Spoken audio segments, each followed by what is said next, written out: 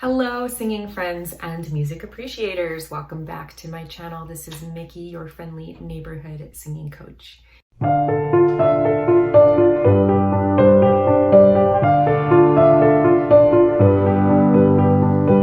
Today I'm going to be doing another reaction to a BabyMetal song. This is the song Papa Ya featuring F Hero Official from 2 years ago. And this was a request from my viewer, Louis Ariza. And I have gone into the band's history extensively in my other reactions, so I will link to one of those in this video. But I just wanted to add that they're also very well regarded by respected bands such as Metallica, Judas Priest, Slipknot. They're all very supportive and protective of them. And in a recent interview, Corey Taylor from Slipknot was asked what he listens to at home with his family, and he said BabyMetal. And they had a cameo in a video that he did last year. In 2015, Vogue magazine Japan named them the Women of the Year. Their most famous song, Gimme Chocolate, was named as one of the most important metal songs in the last 10 years, and they performed that song with the Red Hot Chili Peppers, Dragon Force, Korn guitarist Brian Head Welch, and Skrillex. They also have performed that song on the Stephen Colbert Show, and they've performed their song Painkiller with the Red Hot Chili Peppers, and Painkiller and Breaking the Law with Rob Halford of Judas Priest. So they have quite a reputation among very well-established bands as well. I'm excited to check this out. Let's jump right in.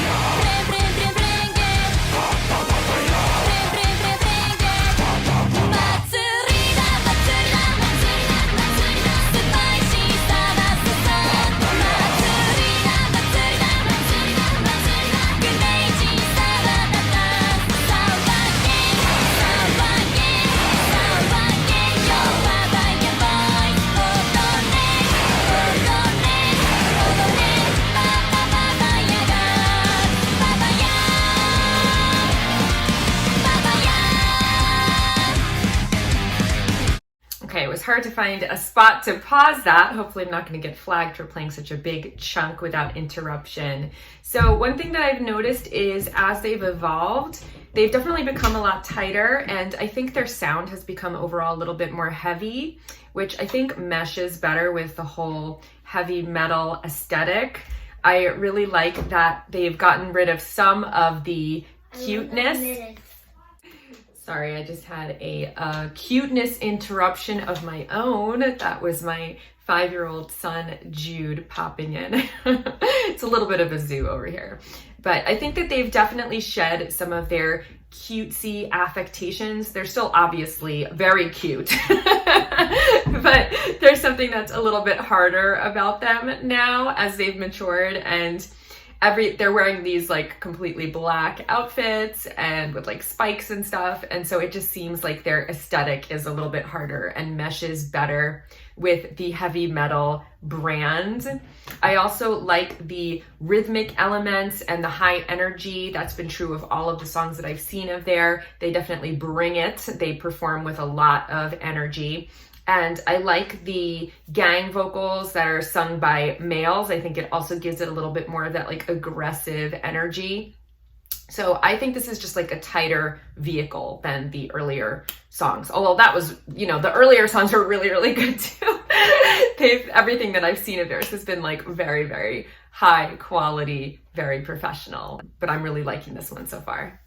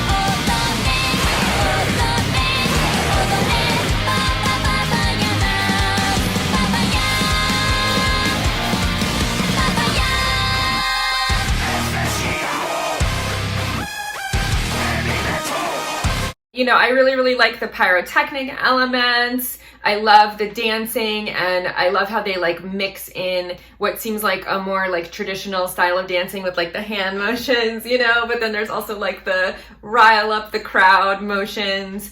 And I love how into it the crowd is. I'm really curious about like who their target audience is, what their demographic looks like, if it's mostly young people, if it's mostly Japanese people. I know that they do have a very, very big international reach, so I'm sure that there's a wide variety of ages and nationalities and all of that in their audience, but I wonder specifically like who is at this concert, you know? I think it's very, very cool, a lot going on here, and they still have those really, really nice pop choruses that are memorable and hooky and have harmonies in them. They haven't completely shed that piece of their identity as well, but it just seems more cohesive to me now. Like it just seems like the whole overall veneer is a little bit harder.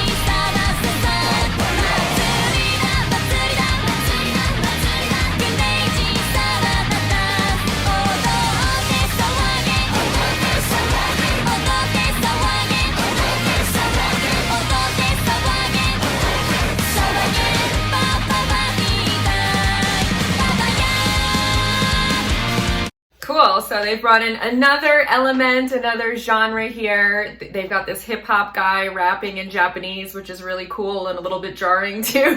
It definitely seems like another like fusion of a whole other different culture in there, but it fits really well. It's also like very hard and works cohesively with the rest of the sound.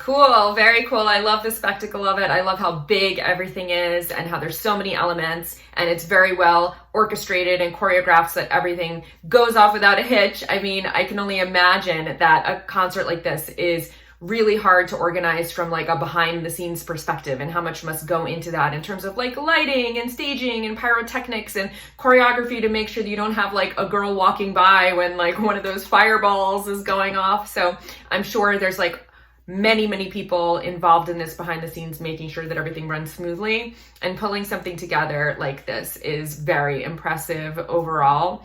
I wonder if they ever do more slow songs or if it's all like this high energy, because I can only imagine doing this for like a full length of a concert must be very, very strenuous.